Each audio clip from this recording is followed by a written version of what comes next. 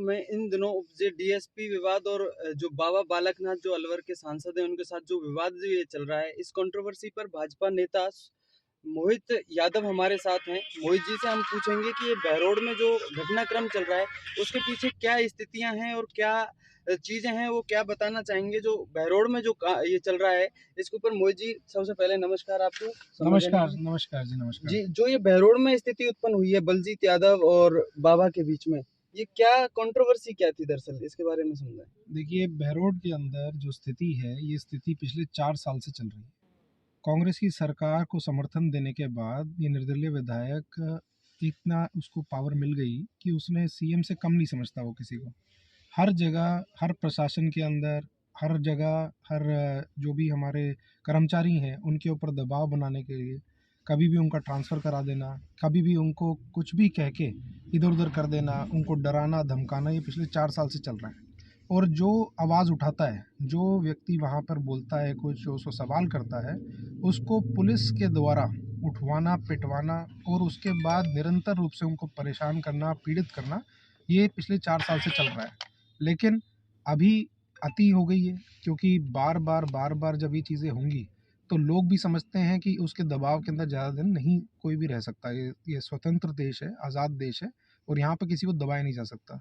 और निरंतर चाहे वो कोई भी हो, चाहे कांग्रेस का हो, चाहे बीजेपी का हो, चाहे वो किसी भी दल का हो, अगर उसने बलजीत यादव को वोट नहीं दिया, तो वो बलजीत यादव का दुश्मन है। और बलजीत यादव का दुश्मन होने के नाते उसको पुलिस द्वारा पीड़ित करना उसका कर्तव्य बन रहा है अन्य विधायक का। उसी क्रम के अंदर आनंद राव जी, जो वहाँ पे डीएसपी की तरह पोस्टेड है, वो उनके हर इशारों पे काम करते हैं। जो उन्होंने कह दिया, जिसको उन्होंने गुनहगार बनाना है उनको गुनहगार बनाते हैं, जिनको उन्होंने फ्री करना है उनको फ्री करते हैं। हर जगह हफ्ता वसूली, लूट-पाट, चोरी-डकैती बहरोड क्षेत्र के अंदर अगर पिछले 4 साल में देखा जाए, आप न्यूज़ के ज़रिए ही आपने ही हमें बताया है कि पूरे राजस्थान में अगर सबसे ज़्यादा कहीं क्राइम का ग्रोथ हुई है, वो तो बहरोड क्षेत्र में हुई है। अगर 4 साल के देखे जाएँ तो हर रोज़ कहीं न कहीं गोली चल रही है, कहीं न कहीं किसी व्यापारी को लूटा जा रहा है, कहीं न कहीं किसी को अगवा किया जा रहा है, धमकी दी जा रही है और यहाँ तक कि हर जगह जो घोटाले हुए हैं, उसके अंदर सबसे नंबर 1 बहरोड बन गया। चाहे चून घोटाला हो, जब कोरोना चल रहा था, उसके अंदर जो सारा राशन आया था, वो सारा लूट लिया गया, वो भी बलजीत यादव के कहने से लूट लिया गया। आज की डेट के अंदर अपना जो एमएलए फंड है, वो उसको सिर्फ़ और सिर्फ़ या तो नगर पालिका के अंदर दे के या फिर पंचायतों के ज़रिए अपने आप को पैसा वो ले रहा है, उसका भ्रष्टाचार भी खुलेगा जल्दी। और ये क्रिकेट किट के नाम पे रोज़ाना जो गाँव के अंदर, स्कूलों के अंदर 9-9 लाख रुपए दिए, उसके अंदर से लूट लिया गया। अगर आप वहाँ जाके रिसर्च करें थोड़ा, तो रेहड़ी पटरी वालों से 2-2 सौ रुपए, मोची से 100 रुपए, ये हालत हो रखी है बहरोड क्षेत्र की।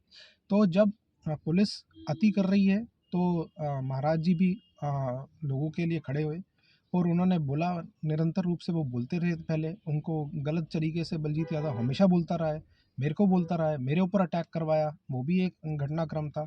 जेपी शर्मा जी जो अधिकारी वहाँ पर पोस्टेड थे, उनके ऊपर अटैक कराया। तो ये सब चीज़ें भरोड़ में चल रही हैं। अब ये क्योंकि हाईलाइट इसलिए हो गया मामला, क्योंकि चुनाव आ रहे हैं तो ये चीज़ें हाईलाइट हो रही हैं, पहले हाईलाइट हो नहीं पा रही थी। चाहिए उस मर्यादा का उल्लंघन लगातार आपके बहरोड से बलजीत यादव करते रहे हैं और इसके ऊपर आप क्या कहना चाहेंगे। जिस तरह से एक मर्यादा होनी चाहिए एक राजनेता के लिए, वो मर्यादा बिल्कुल भी दिखाई नहीं दे रही है। देखिए, वो तो पहले से ही ख़त्म हो चुकी है, क्योंकि बलजीत यादव ने पहली बार इतिहास में ऐसा हुआ कि जीते हुए कैंडिडेट ने हारे हुए कैंडिडेट पर अटैक कराया। वो 120 बी की बात करता है, उसी के ऊपर 120 बी का मुकदमा चल रहा है। उसके बाद दूसरी बात है कि वो लठ लेके स्टेडियम के बाहर खड़े हो जाना, गंदी-गंदी भाषाएँ बोलना, औरतों के लिए, माताओं के लिए, बहनों के लिए उल्टी-सीधी बातें कहना, संत महात्माओं के लिए उल्टी-सीधी बातें कहना, इतना नीचता की हरकतें करना, वो सारी चीज़ें उनका एक तरीका है बात करने का, पुराने उनके ख़्यालात हैं, जिस तरह से उनका परवरिश हुई है, शायद उसके अंदर कोई ना कोई उनकी कमी है। इसीलिए उनको ये नहीं पता कि अब वो एमएलए भी बन गए हैं और एमएलए होने के नाते उनका एक दायित्व है, वो पद की गरिमा है, वो बिल्कुल भूल चुके हैं। हाँ, यहाँ पे आवेश में आके उन्होंने और ज़्यादा चीज़ें गंदी बोली, तो ये चीज़ें तो वो निरंतर बोलते जा रहे हैं।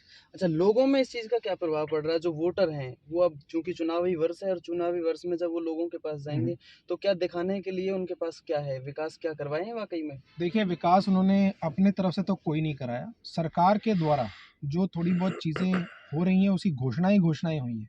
लेकिन धरातल के ऊपर कुछ भी नहीं है। अब घोषणा के ज़रिए हॉस्पिटल को उन्होंने बोल दिया कि भई हमने बहुत बड़ा हॉस्पिटल बना दिया। हॉस्पिटल बना दिया, उसके अंदर डॉक्टर कहाँ हैं? अगर डॉक्टर नहीं है, जाँच नहीं हो रही, तो बड़ा हॉस्पिटल घोषणा करने से कोई काम नहीं होता। उसी तरह से तहसील, उप तहसील बना दी। उप तहसील के अंदर कोई कर्मचारी नहीं है, तो लोगों को जाना तो वहीं पड़ता है। और अब साथ के साथ उन्होंने जो बोला था कि भई अगर मैं पावर में आऊँगा और अगर मेरी सरकार के अंदर मेरा कोई हाथ होगा, समर्थन होगा, तो मैं यहाँ पर युवाओं को रोज़गार दिलवाऊँगा। और युवाओं को रोज़गार बिल्कुल ज़ीरो। बल्कि इस इनके समय में तो ये हो रहा है कि रोज़गार ना देके अलवर के अंदर से लोगों को इंटरव्यू नहीं देने देना और लोगों को निकलवा दिया। उसके साथ-साथ ही यहाँ पे जितने भी कर्मचारी हैं, भ्रष्टाचार के अंदर लिप्त हैं। हर कोई मंथली देता है उसको, और ये चीज़ें सामने आ रही हैं, लोगों को ये चीज़ें पता हैं, और चुनाव आते-आते लोग बोलने भी लगेंगे और लोग उसको जवाब भी देंगे, और चुनाव के अंदर उसकी स्थिति बहुत खराब होगी। अच्छा, एक बात बताइए कि जो लोगों को डराने धमकाने का काम है, वो आप कह रहे हैं कि जैसे वो लोगों को डराते हुँ, हैं, हुँ। तो लोगों को डराने से क्या राजनेता उछल सकता है, राजनेता कामयाब हो सकता है? देखो, वो अपने अपने आप को ये समझता है कि मैं हिटलर से कम नहीं हूँ, और हिटलर की जो स्थिति थी कि भाई डराओ और धमकाओ और उनको ऐसा कर दो कि अगर सांस भी ले रहे हैं तो वो उनके वजह से ले रहे हैं, तो वही सांस लेना भी उनके लिए एक लग्जरी हो जाए। तो इसी तरह से बलजीत यादव भी यही कर रहा है कि लोगों को डराना धमकाना, और उसको ये लग रहा है कि डराने धमकाने से लोग उसको डेफिनेटली वोट देंगे और उनके सिवा कोई बचेगा नहीं लड़ने के लिए उनका चुनाव। ये उनकी गलत फहमी है। तो बहरोड में और इसके पीछे एक तर्क दिया जाता है कि हरियाणा से सटा होने के चलते अपराध बढ़ रहे हैं, तो उस चीज़ को आप किस तरह से देखते हैं? देखिए, हरियाणा से सटा हुआ है, पहले भी सटा हुआ था, ये तो नहीं है कि पहली बार सटा हुआ है। तो क्राइम जो आपके ग्राफ बढ़ा है, तो ये तो नहीं है कि सीमाएँ बढ़ गई हैं। ये तो ये है कि आपका ऊपर से कंट्रोल कम है, या फिर आप खुद उनके साथ लिप्त हो।